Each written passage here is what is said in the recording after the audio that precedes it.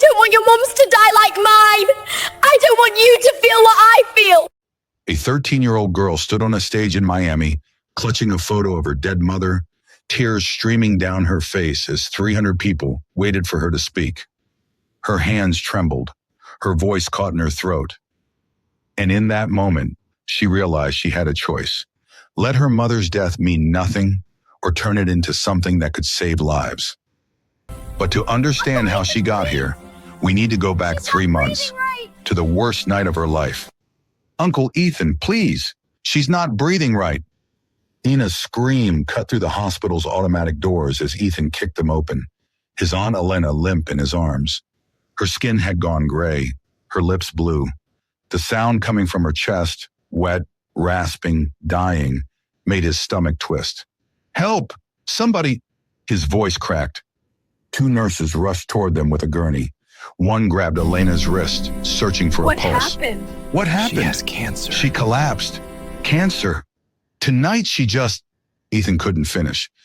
Beside him, Nina sobbed, her whole body shaking. A nurse tried to guide her away, but she fought back, thrashing. No, that's my mom. Nina. Ethan grabbed her shoulders, his own hands trembling. We have to let them work. They took Elena through double doors. The waiting room smelled wrong, like chemicals and death and broken promises. Nina collapsed into a plastic chair, her sobs going silent, the kind that shook her but made no sound. Ethan wrapped his arm around her and tried not to fall apart. 8 minutes felt like 8 years. When the doctor emerged, Ethan knew. He knew before she said a word. She was young, early 30s, with exhausted eyes behind frameless glasses. She pulled down her mask and walked toward them slowly. Then instead of standing over them like doctors do, she pulled up a chair, sat down, her knees almost touching Nina's. I'm Dr. Reed. Her voice was barely above a whisper. Sorry. We did everything She looked at we Nina could, first. But the cancer has spread I'm too so far. sorry. We did everything we could, but the cancer had spread too far. Her body couldn't fight anymore. Nina stared at her like she was speaking another language. No, Nina whispered. No, she was fine this morning. She made me breakfast. I'm so sorry, sweetheart. You're lying. Nina's voice exploded. Go back. Try again. Dr. Reed's eyes filled with tears. I wish I could. Ethan pulled Nina into his chest as she broke apart, her screams muffled against his shirt. He looked up at the doctor, and for just a second their eyes met. Something flickered in her face. Confusion, maybe? Recognition? But it passed too fast. Can we see her? Dr. Reed nodded. Take all the time you need. Elena's room was too quiet. Nina crawled onto the bed, curled into her mother's side like when she was little and had nightmares. Elena looked peaceful, finally free from pain. Ethan stood at the foot of the bed, and suddenly he wasn't there anymore. He was in Elena's kitchen 3 months ago. Nina doing homework, Elena dancing around making dinner, singing off key. Elena grabbing Nina's hands, pulling her up, forcing her to dance. Nina groaning, Mom, stop, but smiling. God, she'd been smiling. Uncle Ethan? Nina's voice pulled him back. She promised she'd get better. She promised. I know, sweetheart. Mom, please wake up. Nina clutched Elena's hand. Please, I'll be good. I promise. Just wake up. But Elena didn't wake up. Ethan's hand gripped the metal rail so hard his knuckles went white. His sister, his only sibling. And now he had a 13-year-old niece who just lost everything. I've got you, he whispered, though he had no idea if that was true. I promise. Hey, lovies, welcome to Echoes of Heart TV. This is our first masterpiece. What you're about to witness is a story that will wreck you and rebuild you in the same breath. A story about a girl who lost everything but discovered something powerful enough to save thousands of lives. If you're already feeling the weight of Nina's loss, do me a favor right now. Hit that like button and subscribe. We share stories about people facing impossible situations and finding strength they didn't know they had. Turn on notifications because you won't want to miss what happens next. Now let's continue, because what Nina discovers in the coming weeks will change everything. 2 weeks later, Ethan's apartment felt like a tomb. Boxes of Nina's belongings sat unpacked in corners. She hadn't touched them. The framed photo of Elena that used to sit on their mantel now leaned against the wall, face down. Nina had flipped it over on day 3. She spent most days at the window, drawing pictures of her mom in a worn sketchbook. Sometimes she drew Elena smiling. Sometimes she drew the hospital room. Sometimes she just scribbled dark lines until the page tore. Ethan sat at his kitchen table with bills spread out like an accusation. Rent overdue, Elena's medical bills, the ones insurance wouldn't cover, stacked 6 inches high. His laptop glowed with another rejection email. 49 architecture firms that didn't want him. He looked at Nina. Her hot chocolate sat on the windowsill with cold film on top. Nina, sweetheart, you need to eat something. Nothing. He closed his laptop before she could see the overdue notices. How about we go out? Get some air? Silence. Nina, please. What's the point? Her voice was flat. Talking doesn't bring her back. Have you ever felt so broken that even breathing feels like betraying the person you lost? That's where Nina was, completely shattered. But what she didn't know was that a chance encounter was about to give her a reason to keep living. That Saturday, Ethan practically dragged Nina to a cafe. She sat across from him, staring at her untouched hot chocolate while he nursed black coffee he couldn't afford. The place buzzed with weekend energy, laughter, clinking cups, but their table felt like an island. The bell above the door chimed. A woman walked in, professional clothes, dark hair pulled back. She ordered coffee in a voice that seemed familiar. Ethan glanced up. His breath caught. The doctor. Dr. Reed. She was picking up her order when she turned and froze, her eyes locking on theirs. Oh, she hesitated, coffee cup in hand, clearly debating. Then she walked over. Nina? Ethan? Nina looked up for the first time in days. Hi, Dr. Reed, Ethan said. I'm so glad I ran into you. She gestured to the empty seat. May I? Ethan nodded. She sat down. Her fingers were shaking slightly. How are you both doing? We're managing, Ethan lied. Dr. Reed studied Nina, who'd gone back to staring at her drink. Nina, I know nothing I say can make this better. But what you're feeling, all of it, is okay. There's no right way to grieve. Nina said nothing, but her fingers tightened around her cup. I lost my mom too, Dr. Reed said quietly, when I was 16. Different circumstances, but I understand how empty the world feels. That got Nina's attention. Her eyes lifted. Do you like learning things, Nina? Science? Medicine? Nina shrugged. I run a foundation here in Miami. We teach people about cancer prevention, about catching it early. Would you maybe like to visit sometime? Why? Nina's voice was barely there. Because knowledge is power. And sometimes, when we can't change what happened, we can change what happens next. For other people. Something shifted in Nina's face. Not hope exactly, but something less hollow. Okay, she whispered. But what Nina was about to learn would change the rest of her life. The following Thursday, Ethan and Nina stood in St. Mary's Miami hospital lobby. The smell brought back the worst night of Nina's life. Ethan felt her stiffen. Dr. Reed met them with a warm smile. Thank you for coming. I know this can't be easy. We don't have to stay long if it's too much. Nina nodded, jaw set. Dr. Reed led them through corridors to a wing Ethan hadn't seen before. The sign read, The Early Hope Foundation. Inside, everything was different. Walls painted warm yellow, covered with posters and photos of smiling survivors. Women holding signs, 5 years cancer-free and caught it early, still here. Nina's eyes swept across them, landing on one poster. A diagram of the female reproductive system with information about cervical cancer. She stopped, stared. Her breathing got faster. Is this what Mom had? Dr. Reed came beside her. Yes, sweetheart. This is cervical cancer. Could you have saved her? The question hung in the air like smoke. Dr. Reed knelt to Nina's eye level. She didn't rush her answer, didn't sugarcoat it. If we'd found it early, stage 1 or 2, Yes, we could have treated it. Your mom would likely still be here. She paused. But your mom's cancer wasn't found until stage 4. It had already spread to her bones, her liver. By then, she stopped. I'm sorry, Nina. There was nothing anyone could do. Why didn't she know? Tears streamed down Nina's face. Why didn't someone tell her? That's exactly why I started this foundation. Dr. Reed stood. Too many women don't know. They don't have access to screenings. They ignore symptoms because they're afraid or can't afford to miss work. They think bleeding between periods is normal. They think pelvic pain is just part of being a woman. And by the time they realize something's really wrong, it's too late. Nina wiped her face. What causes it? Dr. Reed walked to a display board.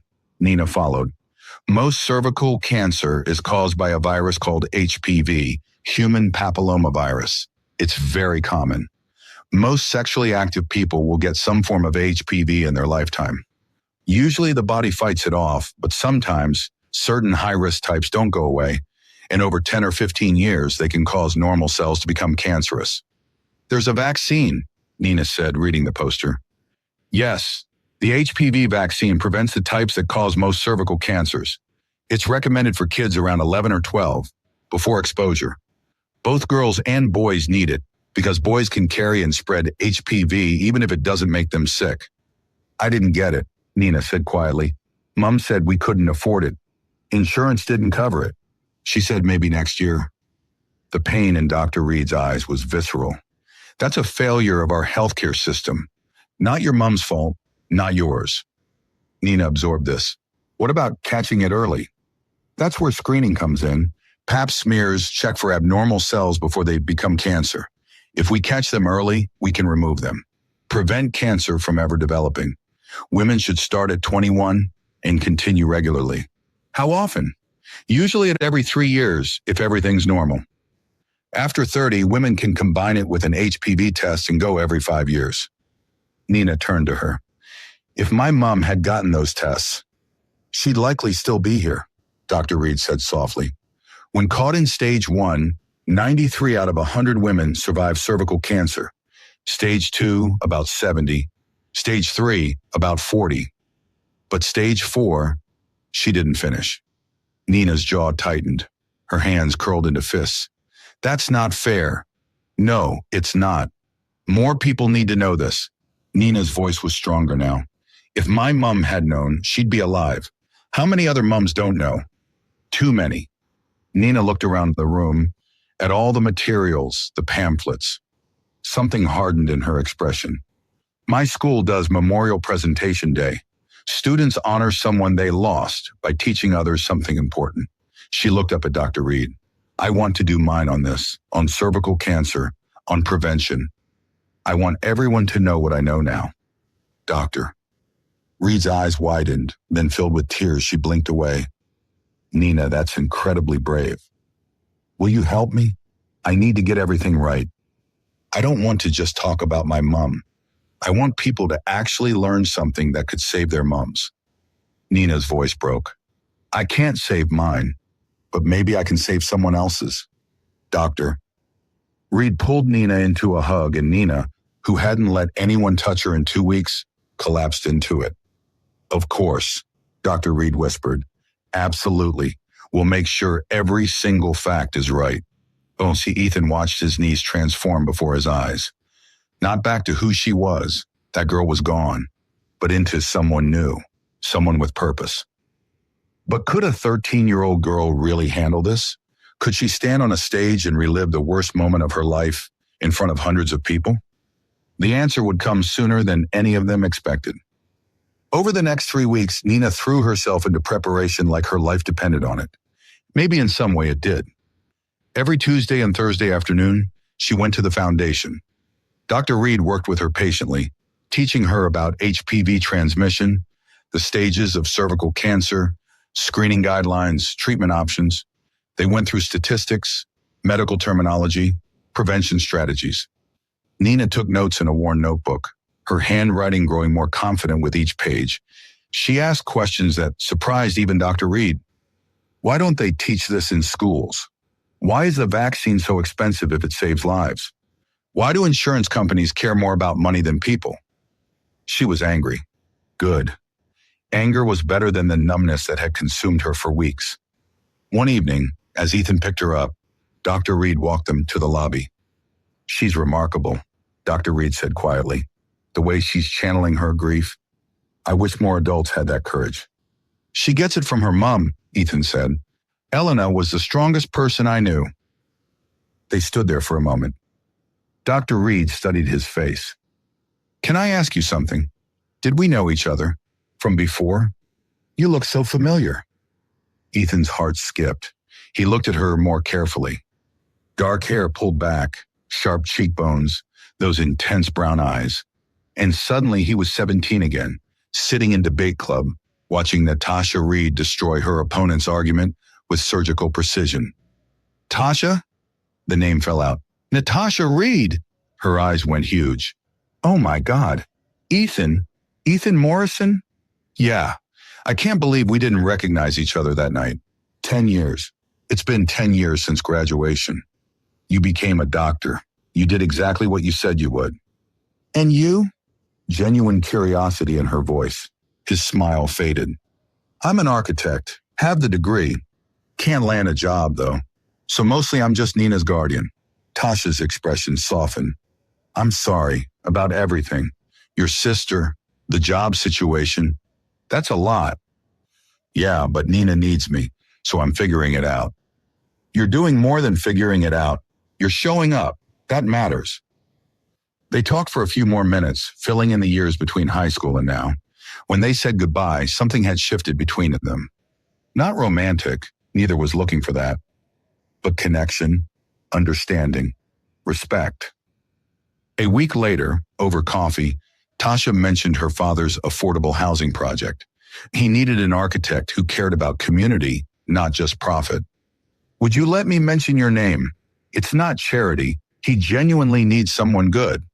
Pride warred with a desperation in Ethan's chest. He thought of Nina, the bills, the rejection emails. Okay, he said finally. Yeah, thank you. 3 weeks later, he had the job, not because of connections, but because his portfolio impressed William Reed. His designs had heart. When Nina heard, she hugged him tight. Dr. Reed is a really good friend. Yeah, he agreed. She really is. But while Ethan's life was beginning to stabilize, Nina's internal world was still a war zone, and the presentation was only 3 days away. The night before Memorial Presentation Day, Nina couldn't sleep. Ethan found her at 2 a.m, staring at her notes, eyes red. What if I mess up? What if people don't listen?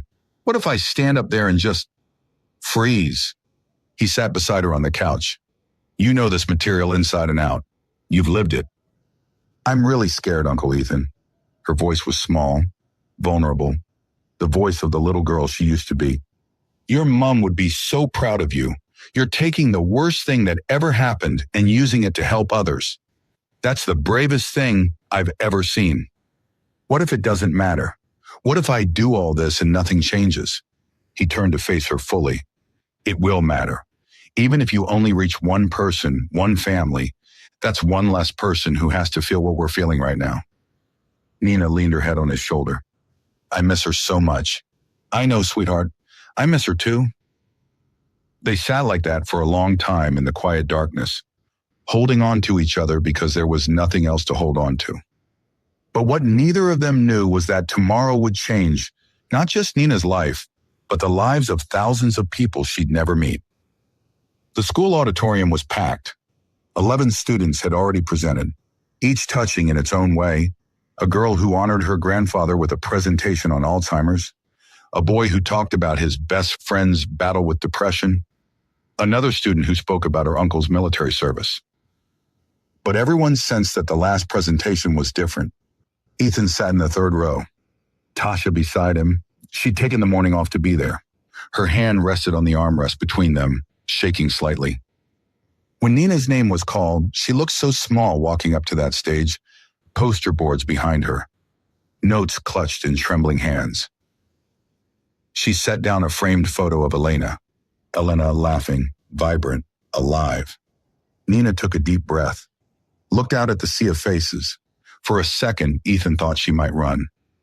But then her eyes found his, found Tasha's, and she began. Name is Elena. This is my mom, Elena. She was taken Her early voice with wavered, cervical but held. cancer. 3 months ago, she died of cervical cancer. She was 38 years old. She had brown hair, and she was always trying to dye different colors. She made the best pancakes. She sang off-key to the radio. She was the strongest person I ever knew. Nina's voice broke, but she pushed through.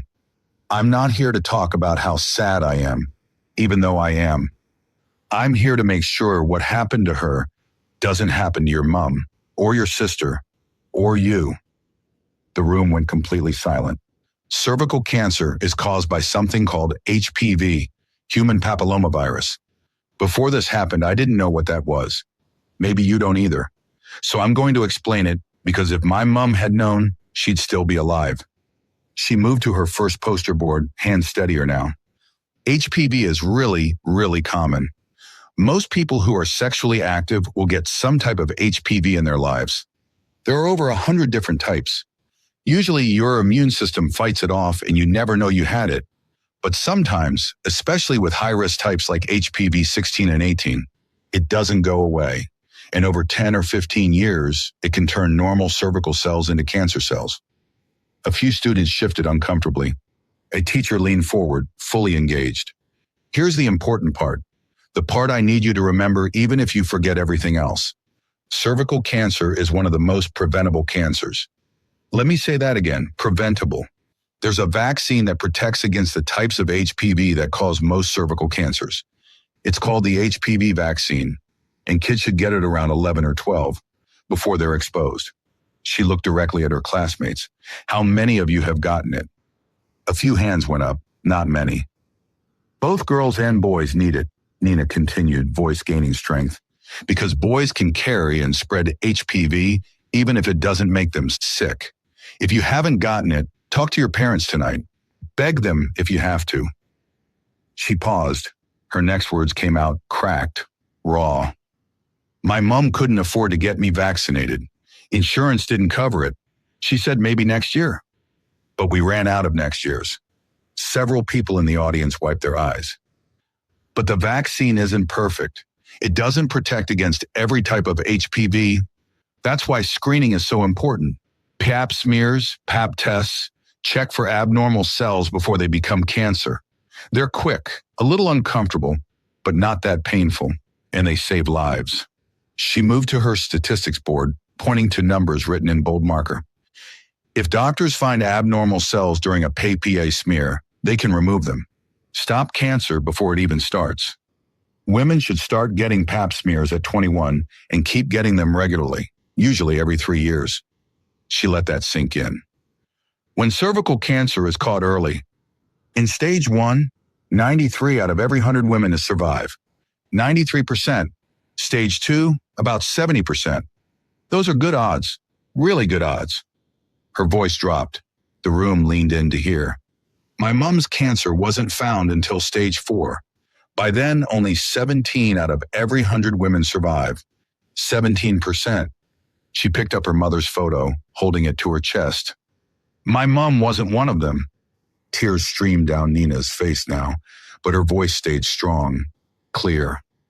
My mom didn't know about HPV. She didn't have good health insurance. She couldn't afford to miss work for doctor appointments.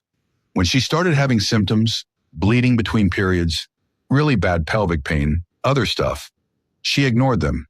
She thought they'd go away. She thought it was just stress or getting older. Nina's hands tightened on the frame. Or no, by the time she couldn't ignore the pain anymore, by the time it was so bad she had to go to the hospital, it was too late.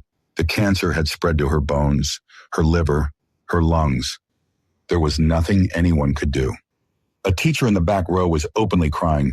Students who'd been whispering during other presentations sat in stunned silence.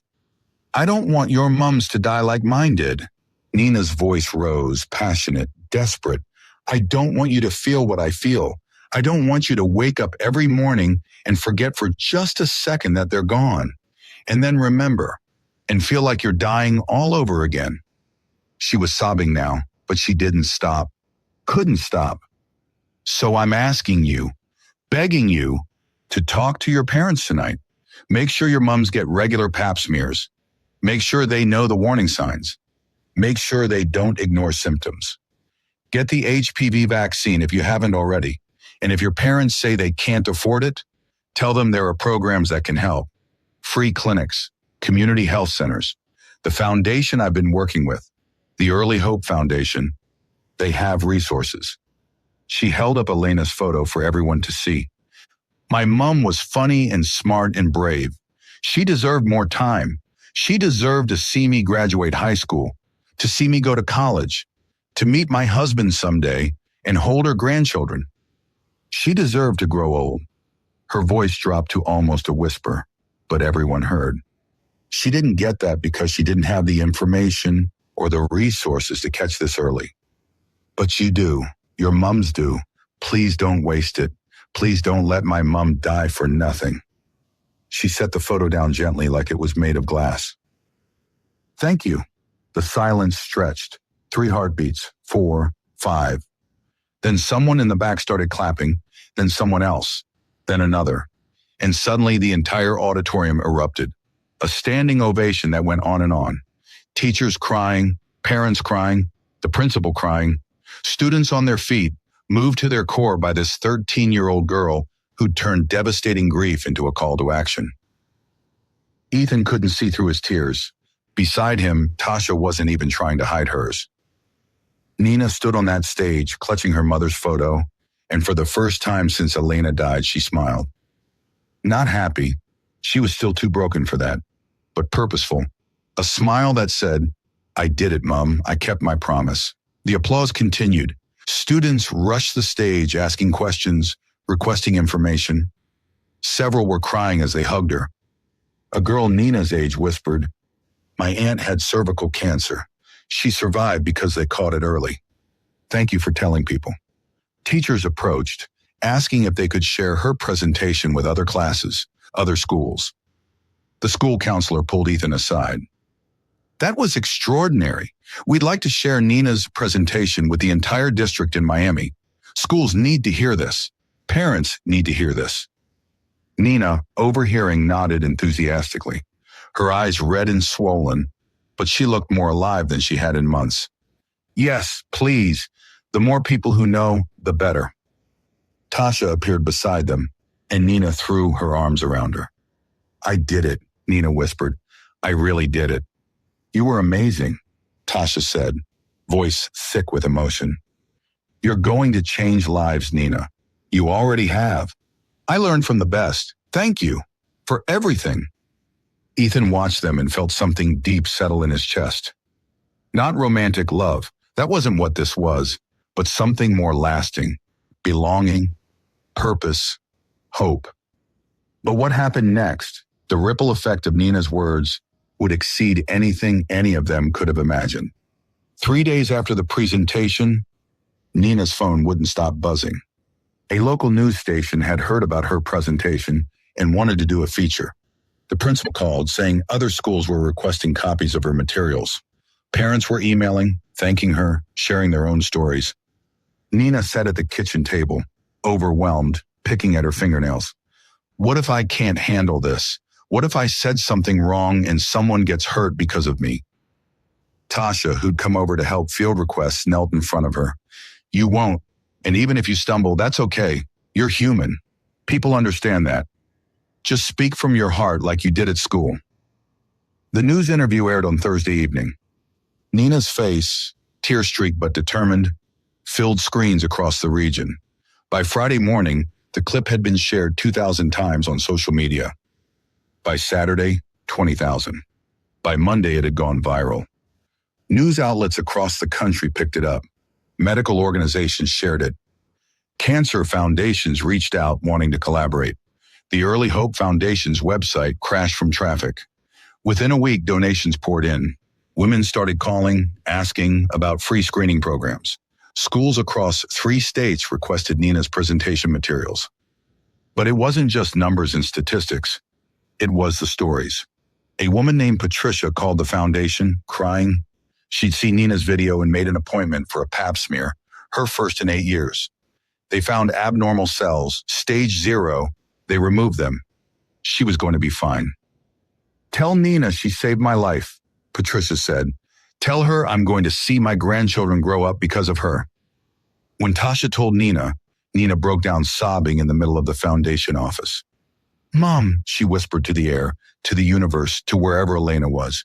We did it. We're doing it. But success came with weight Nina wasn't prepared for. Some nights she'd wake up screaming, trapped in nightmares where she stood on stage and forgot everything, where her mother died over and over again, where she failed everyone counting on her. Ethan would find her on the bathroom floor, hyperventilating, unable to breathe. Everyone thinks I'm so strong, she sobbed one night, but I'm not. I'm broken. I feel like I'm pretending to be okay when I'm not. Ethan sat beside her on the cold tile. You don't have to be okay all the time. Being brave doesn't mean not being broken. It means showing up even when you are. Does it ever stop hurting this much? He thought about lying, about offering false comfort. But Nina deserved the truth. No, he said quietly. It doesn't stop, but it changes. The sharp edges get duller. The good memories start to hurt less and comfort more. And the purpose you found, that helps. Not because it fixes anything, but because it gives the pain somewhere to go. Nina leaned against him. I'm glad you're here, Uncle Ethan. Me too, sweetheart. Can you imagine carrying that kind of weight at 13? Knowing that your words could save lives, but also knowing that every speech, every interview, every presentation means reliving the worst moment of your life? That's the burden Nina chose to carry. And what she did with it will leave you speechless. 6 months after the presentation, Nina's life had transformed in ways none of them could have predicted. She volunteered at the Early Hope Foundation every Saturday, helping prepare educational materials, talking to families affected by cancer, becoming a fierce advocate. Her presentation had been shared across the district, picked up by local news, and eventually went viral online with over 2 million views. Ethan's affordable housing project broke ground in April. He stood at the construction site, hard hat on, reviewing blueprints, feeling pride he'd never known. These weren't just buildings. They were homes, communities, second chances. Tasha's foundation secured a major grant, largely because Nina's viral presentation brought unprecedented attention to their work. They expanded free screening programs, reaching women who'd never had access to preventative care. The three of them had dinner together every Wednesday. Sometimes they talked about work or school. Sometimes they just existed in comfortable silence.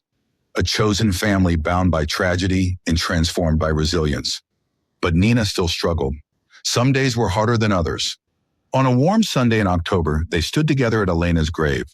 Nina placed fresh flowers, daisies, her mother's favorite. Hi, Mom. I kept my promise. We're helping people. So many people. Her voice didn't break anymore when she talked about Elena. The grief was still there, would always be there, but it no longer consumed her. Last week, a woman came to the foundation. She said she went for a pap smear after seeing my presentation. They found abnormal cells, stage 0. They removed them. She's going to be fine, Mom. She's going to be fine because you weren't. She paused, wiping her eyes. Uncle Ethan's building homes for families who need them. And Tasha, she's like family now. I know that's okay. I know you'd want us to have people who care. Ethan placed his hand on Nina's shoulder. Tasha stood on her other side, respectfully honoring a moment that belonged primarily to Nina. I miss you every single day, but I'm okay, Mom. I'm going to be okay, and I'm going to make sure your story saves lives. That's my promise to you, forever. They stood as the sun began to set, casting long shadows across the cemetery. 3 people who'd found each other in the worst possible circumstances and built something beautiful from the wreckage. Nina stood, linking arms with both Ethan and Tasha. Ice cream? She suggested. Ice cream, they agreed.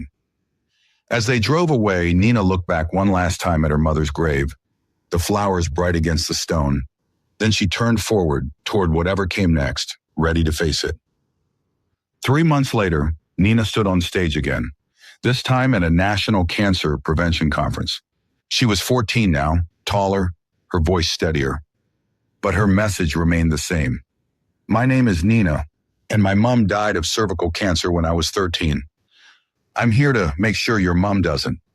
The audience of healthcare professionals, advocates, and survivors listened with rapt attention. When she finished, the standing ovation lasted 5 full minutes. Backstage, Ethan and Tasha waited. You're changing the world, kid, Ethan said, pulling her into a hug. We're changing the world, Nina corrected. All of us together. And she was right. The foundation's screening programs had reached over 10,000 women in the past year. Vaccination rates in their district increased by 37%. Schools across 15 states were using Nina's presentation materials. But more than numbers, there were stories. The woman who got screened because of Nina and caught her cancer at stage 1. The mother who vaccinated her daughter after watching Nina's video. The teenager who recognized her own symptoms and sought help early. Lives saved, families kept whole, futures that wouldn't be stolen. Hey, lovies, if Nina's story has moved you, if you believe in the power of turning pain into purpose, I need you to do something right now. Hit that like button and subscribe to Echoes of Heart TV. But more importantly, and this is critical, share this video with every woman in your life. Your mother, your sister, your daughter, your friends. This isn't just a story. It's information that could literally save lives. Drop a comment below telling us you'll talk to the women you love about getting screened. Your engagement doesn't just help our channel. It helps spread a message that could prevent what happened to Elena from happening to someone else. Do it now, please. That evening, back at Ethan's apartment, which felt like home now, truly home, they ordered pizza and watched a movie. Just a normal Wednesday night. Just a family spending time together. Nina fell asleep on the couch, her head on Ethan's shoulder. He looked down at her, this remarkable girl who transformed grief into something that mattered, and felt his heart swell. Tasha caught his eye from the other end of the couch and smiled. Not romantic, but something deeper. Understanding, respect, love of a different kind. The kind built on shared purpose and mutual admiration. We did good, she mouthed silently. Yeah, he mouthed back. We did. Outside, the city hummed with life. Somewhere, a woman was making an appointment for a pap smear because of Nina's story.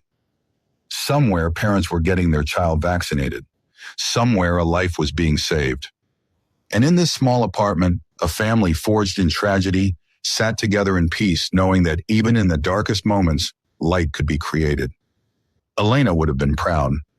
Cervical cancer is one of the most preventable cancers. Regular screening through pap smears and HPV testing can catch abnormal cells before they become cancer. The HPV vaccine protects against the types that cause most cervical cancers. Talk to your doctor. Get screened. Get vaccinated. Early detection changes everything. In loving memory of Elena and all those we've lost to preventable diseases. May their stories inspire us to do better, to care more, to act sooner. And may we never forget that even in our darkest moments, we have the power to create light for others.